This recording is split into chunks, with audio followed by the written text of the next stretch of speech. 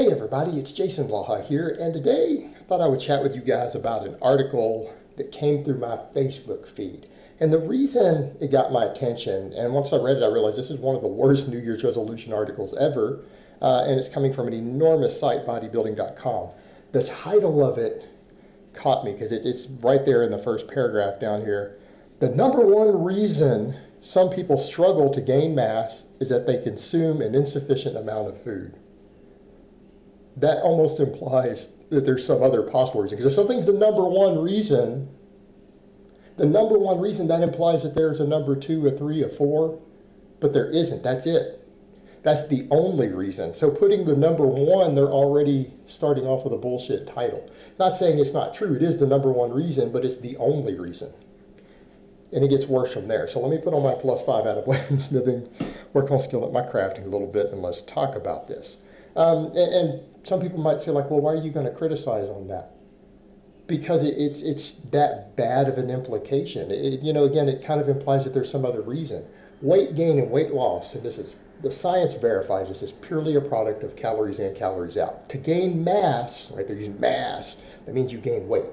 The word mass and weight are interchangeable terms. They mean the same thing. So to gain weight, you have to eat more food. Right? If you're eating insufficient food, you will never gain weight. And that's the only reason. That's it. That's the only reason. Some people might say, well, it might mean because maybe they're too active. No, they're still consuming insufficient food. They would still gain weight if they ate more. That is the reason. You have to have a calorie surplus relative to what you burn.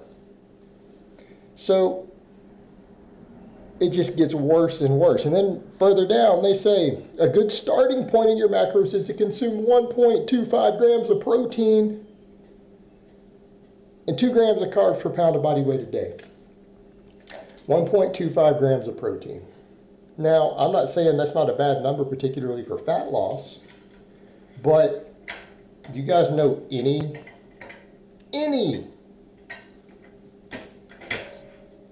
sports nutritionists who work with professional athletes, or anyone with advanced degrees in the field who even work with serious competitive bodybuilders and other people who tell you that you need that much protein to maximize muscle gain?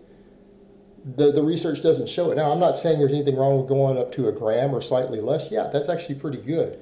Something in the range of 0.7 to, or up to a full gram of protein per pound of body weight is actually pretty reasonable. That's an extremely reasonable amount of protein. But when you look at all the research that's out there, going beyond that doesn't put any muscle on you. It just becomes more calories. And in fact, if you're struggling to consume sufficient calories, we're going back to the first point, guess what? High protein, ultra high protein like that actually makes it harder to eat. It blunts hunger. That's why it's one of the reasons it's good for fat loss. So they're already creating a problem here, and it's because they don't know any better. They don't know any better, or maybe they do. It's just who knows who writes this stuff. Bodybuilding.com is known for its terrible articles, by the way. They might think otherwise, but that is kind of what they're known for. These just thrown together articles that are there to sell you supplements is all that what they intend to do. It says next, number 2, never go longer than 4 hours without eating. And so regardless of what the 175-pound keyboard warrior says, meal timing is important when trying to put on mass. No, it actually isn't. And I'm not a 175-pound keyboard warrior. I weigh 215 and I'm in my 40s. And I eat a lot of food.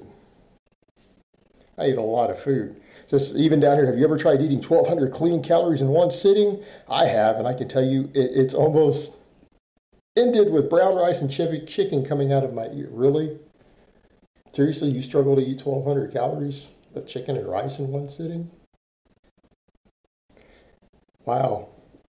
I don't know, man. I don't have any problem eating 2,000 clean calories in one meal. In fact, I could do 2 meals a day and hit 4,000 calories of chicken and rice with no problem. Pretty weird. Next 3, supplement with BCAAs between meals and around training. What's the meta-analysis show on branched-chain amino acids? They don't work. 2017, all the data came out. Meta-analysis looked at it. They don't help with muscle mass.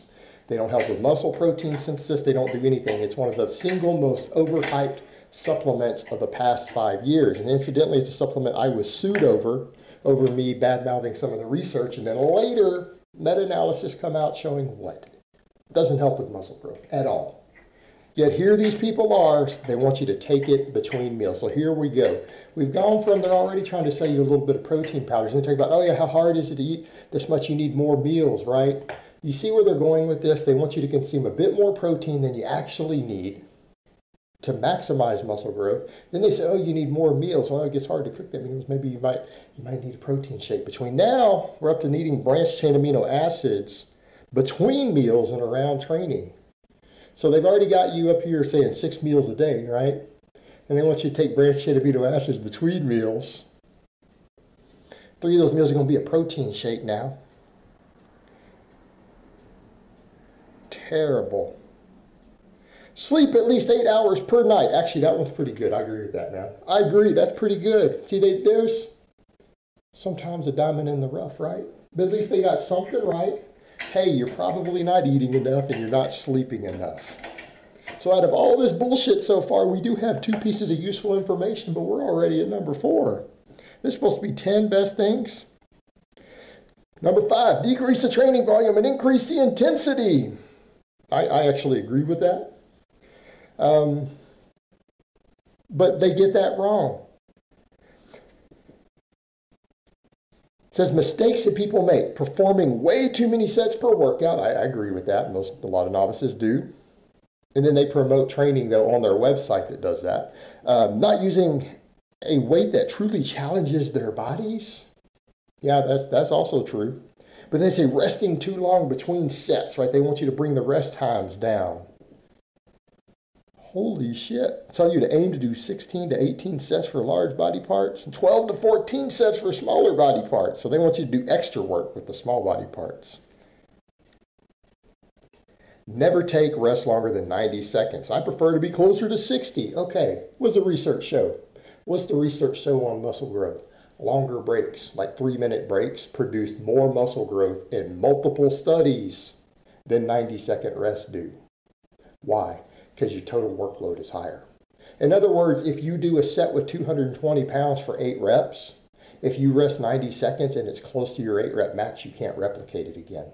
You have to reduce the weight, or you end up using a lighter weight all the way across. If you rest 3 minutes a lot of times, 3 or 4 minutes, you can replicate that 8-rep set multiple times. It's getting within 1 rep of failure, right? That's the whole idea. It ends up being more tension, more fatigue, everything else accumulated. That's what builds muscle mass. Having to reduce the weight because of the shorter breaks has been shown to produce less muscle growth. Multiple studies at this point. Bullshit. Consume enough healthy fats. Actually, I agree with that. I agree with that, even though I might tell you guys for body composition, there can be a benefit to really low-fat bulking. From an injury prevention perspective and an overall health, that's not necessarily true. Diets that are too low in fat do cause higher injuries. There's other issues. So, I mean, yeah, most of these guys who are struggling, let's go back to the other point, what I said about hard gainers the other day. If you're struggling to gain weight, struggling to gain muscle because you can't eat enough, this is a point where jars of natural peanut butter and throwing in some extra fat starts to become really, really beneficial. So I agree with that. Number 7, don't skip leg day. You shouldn't have a leg day. Why are you going to the gym without training your legs? Why are you going to the gym without training your legs? It has to do with putting muscle on your whole body. Of course, they try to say that training, doing squats and deadlifts increases testosterone and growth hormone, and that will make you grow again. Patently false. Meta-analysis have looked at this. That's not true. Completely made up bullshit. Bodybuilding bro lore. Bodybuilding bro science bullshit. Coming from bodybuilding.com. What do you expect? Number 8, find a training partner who can motivate you. I think that's terrible advice, personally.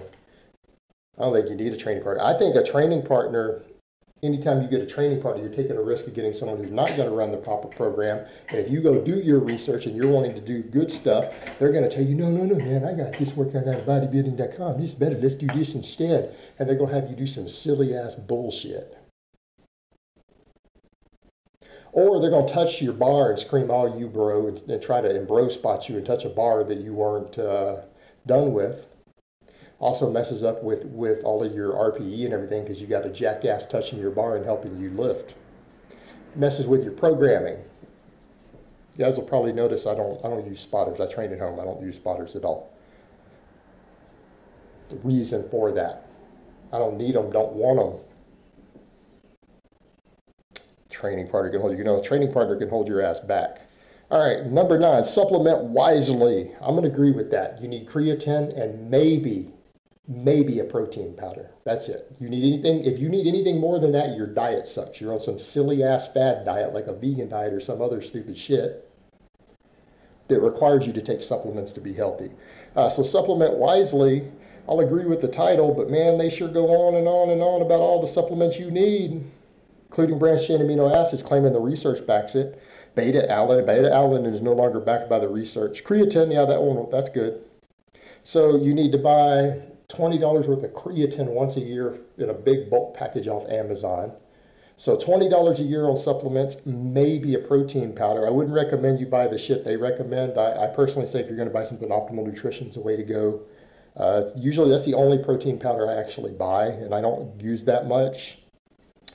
Have at least 1 active rest day per week. Well, I guess it depends on the training you're doing, doesn't it? Yeah. Then he says, I'm not saying have an off day. He's just saying an active rest day. I don't know. Do you think an active rest day is necessarily the best way to gain muscle? I don't know that that is. You know what? I would say 3 to 4 training days per week. Novice lifter on a linear progression program. Full body program preferably, maybe Monday, Wednesday, Friday, or maybe a push-pull or upper-lower split Monday, Tuesday, Thursday, Friday, but I would push novices in the direction of full body. But this article, outside of a couple of good words, oh gee, you need to eat more, yep, that's a given. You probably need to get at least 8 hours of sleep, that's a given. Supplement wisely, but don't use all the shit they told you to use, and you probably need to be lifting weights that truly challenge your body and do less total sets. Yeah, I agree with all of that. Everything else, 10 full tips and 2 pages long full of bullshit, make-believe bro science used to sell you supplements. That's pretty much everything else in here. What a piece of shit article. All right, guys, well, that's really all I have to say on that today. I hope it's been informative, and I will talk to you guys next time.